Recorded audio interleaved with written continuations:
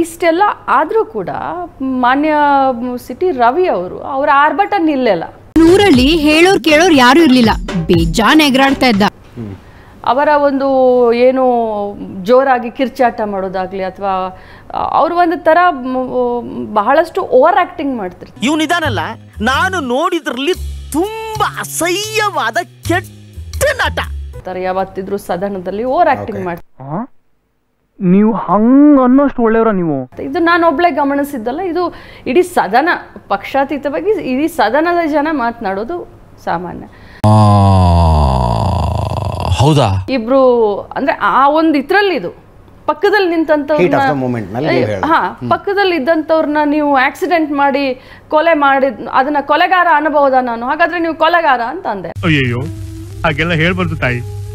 ನಾನು ಇದರಿಂದ ಹಿಂದೆ ಸರ್ಕೊಳ್ಳೋಂಥ ಪ್ರಶ್ನೆನೇ ಇಲ್ಲ. ನಾವು ಗಾಂಧೀಜಿಯವರು ಹೇಳ್ಕೊಟ್ಟಂತ ಮಾರ್ಗದಲ್ಲಿ ನಡೆಯುವಂಥವ್ರು, ನಾವು ಗೋಡ್ಸೆ ಅವರ ಮಾರ್ಗದಲ್ಲಿ ನಡೆಯುವಂಥವ್ರಲ್ಲ. ಸೊ ಅಂದಂಥ ಸಂದರ್ಭದಲ್ಲಿ ಬಹಳಷ್ಟು ವೇಗವಾಗಿ ಸುಮಾರು ಬಾರಿ, ಒಮ್ಮೆ ಅಲ್ಲ, 2 ಬಾರಿ ಅಲ್ಲ, 3 ಬಾರಿ ಅಲ್ಲ, ಸುಮಾರು ಬಾರಿ ರಿಪೀಟೆಡ್ಲಿ 12ನೇ ಸ್ಥಾನದಲ್ಲಿ ಶುಕ್ರ, 9ನೇ ಮನೆಯಲ್ಲಿ ಚಂದ್ರ, ಇನ್ನೇನಾಗತ್ತೆ? ನಾ ಹೇಳಿದ ಹಾಗೆ ಆಗಿದೆ.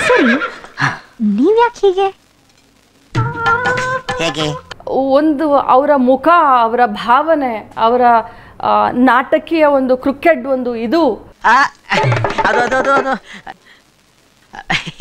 ಅದು ಈ ನಡುವೆ ನನ್ಗೇನಾಗಿದೆ ಅಂತ ಹೇಳಿದ್ರೆ, ಬೆಳಿಗ್ಗೆ ಹೊತ್ತು ಅದಾಗ್ತಾ ಇಲ್ಲ, ಮಧ್ಯಾಹ್ನ ಅದು ಆಗ್ತಾ ಇಲ್ಲ, ರಾತ್ರಿ ಅದಾಗ್ತಾನೇ ಇಲ್ಲ.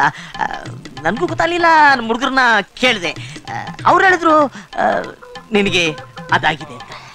ಮೊದಲು ನಾನು ನಂಬಿರಲಿಲ್ಲ, ಆಮೇಲೆ ಗೊತ್ತಾಯ್ತು ನನಗೆ ಅದಾಗಿದೆ ಅಂತ.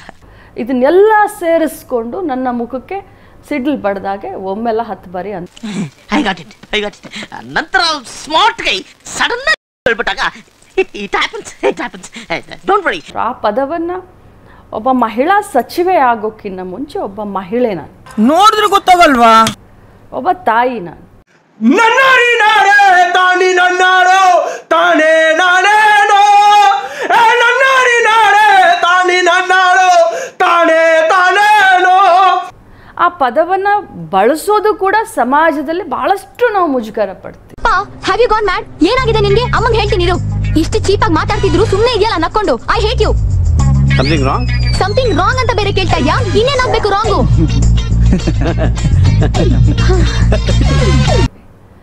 ಅಂಥದನ್ನ ಒಬ್ಬ ಜನಪ್ರತಿನಿಧಿಗೆ, ಒಬ್ಬ ಮಂತ್ರಿಗೆ, ಏಕೈಕ ಒಬ್ಬ ಮಹಿಳಾ ಮಂತ್ರಿಗೆ ಮುಖಕ್ಕೆ ಅನ್ನುವಷ್ಟು ಧೈರ್ಯವನ್ನ ಮಾಡಿ, ವಾ ಬಿಡಮ್ಮ, ಇದೆಲ್ಲ ಸಣ್ಣ ವಿಷಯ, ಇದಕ್ಕೆಲ್ಲ ನೀನ್ ಯಾಕೆ ತಲೆ ಕೆಡಿಸ್ತೀಯ?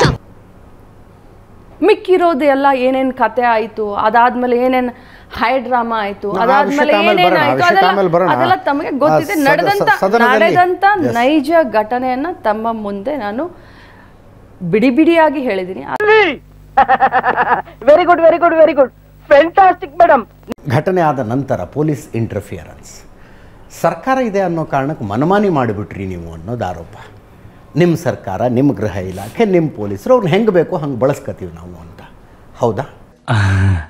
ನನ್ನ ನೆಕ್ಸ್ಟ್ ರೌಂಡ್ ಸೆಲೆಕ್ಟ್ ಮಾಡಿ ಅವಾಗ ಹೇಳ್ತೀನಿ. Very clever. ಹೆಂಗೆ ನಾವು ಏನ್ ಪ್ಲಾನ್ ಅಲ್ಲ, ಸೂಪರ್. ಹೌದಾ? ಓಕೆ ಅಭಿಮಾನಿಗಳನ್ನ ಶಾಂತಿ ರೀತಿ ವರ್ತಿಸ್ಬೇಕು. ಸಖತ್. ಅವನದು ಒಂದು ಪ್ಲಾನ್, ನೀನೇ ಮೆಚ್ಕೋಬೇಕು. Thank you. ನೈಸ್.